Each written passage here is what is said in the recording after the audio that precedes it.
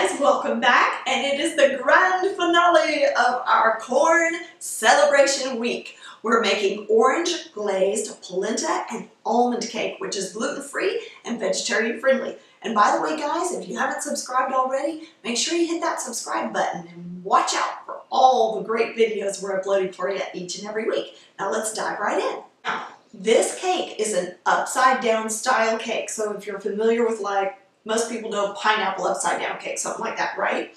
So it's along that line, that idea. All right, so we're gonna start in our 10-inch cast iron pan, 2 tablespoons of butter and 2 tablespoons of clover honey. 1, 2.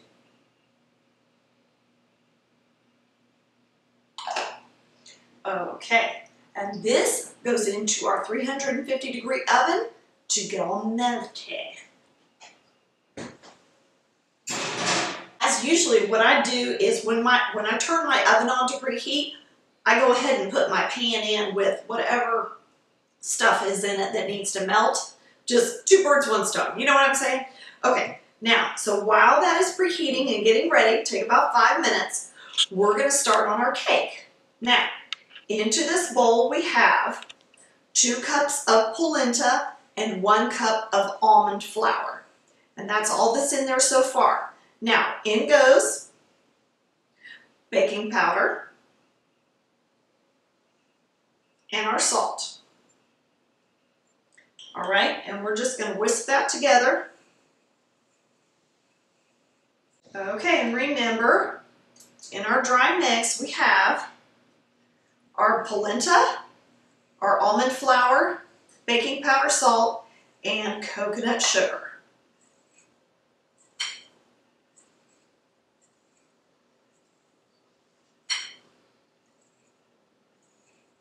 And we're just starting to combine those things.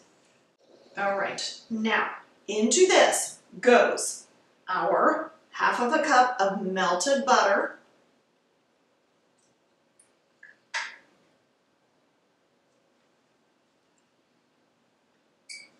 a 1/4 cup of canola oil,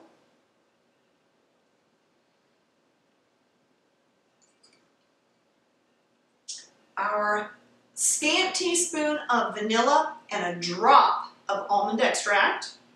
And remember guys, as always, those ingredient listings will be in the description box below, okay? I've watched videos where I rewound. Probably ended up watching it 10 times so that I could get all of the ingredients and everything. And the method. Okay, and in goes our almond milk.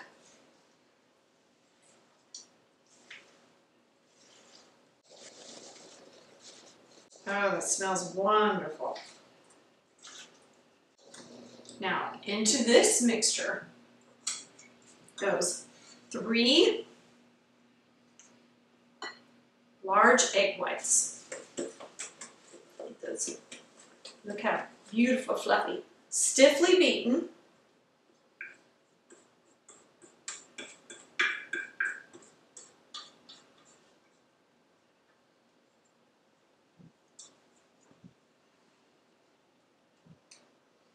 Now, we're just going to gently fold that in.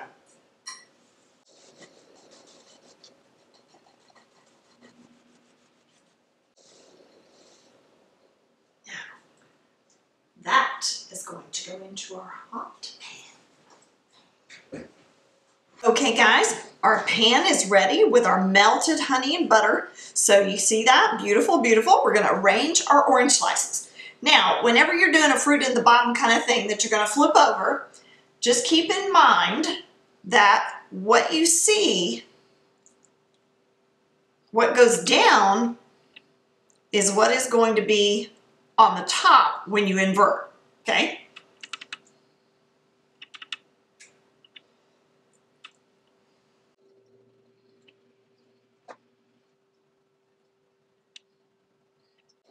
Okay, now this is going to go back into the oven to get just a little bit caramelized, just the tiniest bit, while we're finishing putting our cake together. Oh my goodness sakes.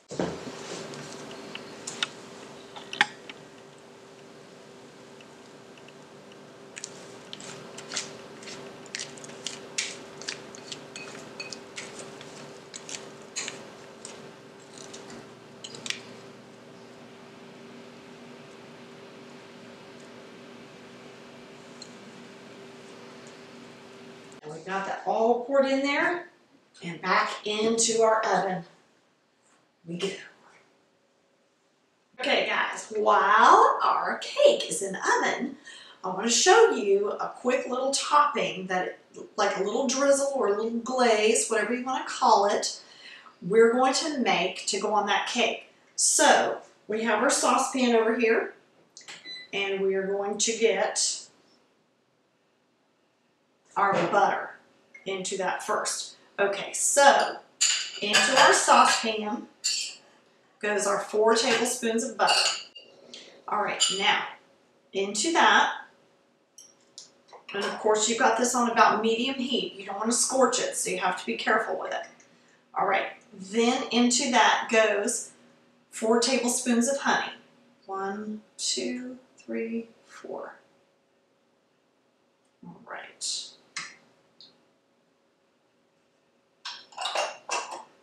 Now, we're going to let that get a little melty. And then in is going to go the special stuff. You can use any kind that you want, you guys, but for things like this, I really like something that has some nice, deep, rich, caramely notes to it, okay? I like the Evan Williams 1783. It's their small batch kind that they do of bourbon. So we're going to do about a half of a cup. Now remember guys, we're going to cook this down, okay, so that it won't be so raw alcohol taste, okay?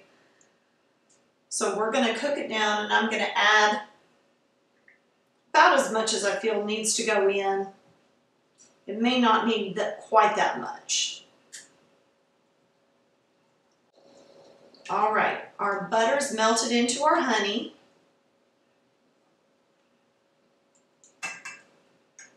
And in goes our bourbon. We're just going to whisk that in. Okay.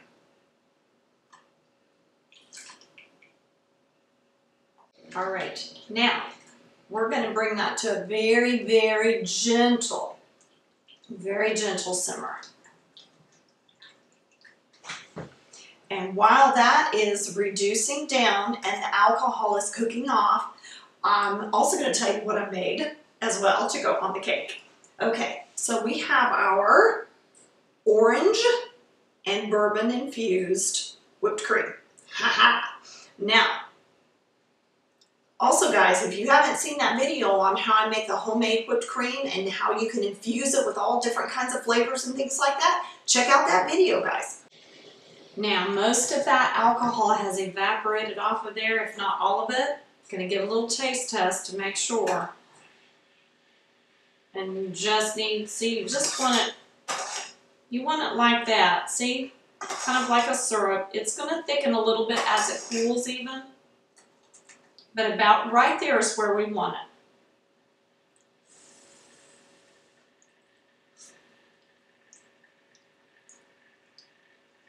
Oh, that's lovely. That bourbon flavor is coming through, but yet it's not so, like, hit you in the face with alcohol. You don't want that. Not too much in a dessert.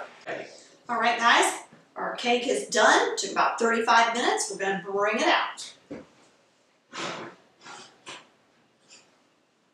Oh, it smells wonderful. That orange fragrance is so lovely. All right, now, this sets up only for about a minute before we turn it out onto our plate.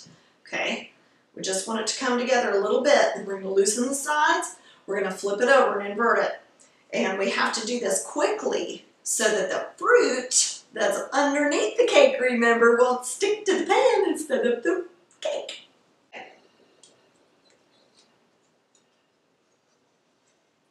Just going to loosen the sides very gently.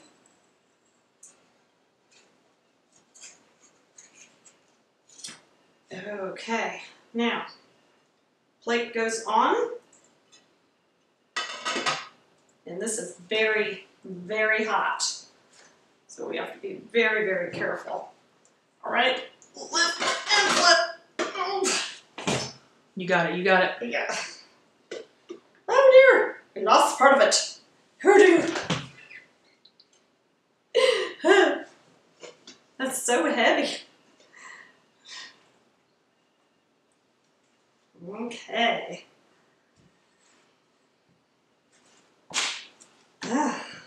Well, we salvaged most of it. And you know what? I'm okay with that. We're just going to scooch it a little bit out to the plate. All right, guys.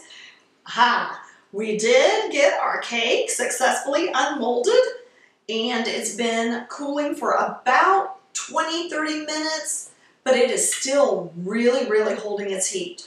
Okay, but that's okay because this kind of cake is really luscious served when it's still warm. Okay, so let's cut into it.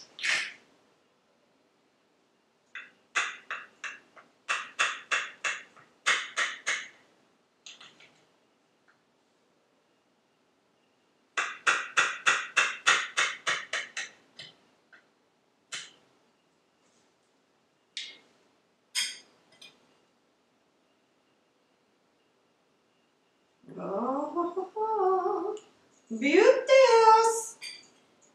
All right, now, as promised, we're going to top this with our special whipped cream. Remember, we have our bourbon butter sauce, and just give that a little stir, guys, to just make sure it's incorporated before you start the drizzle.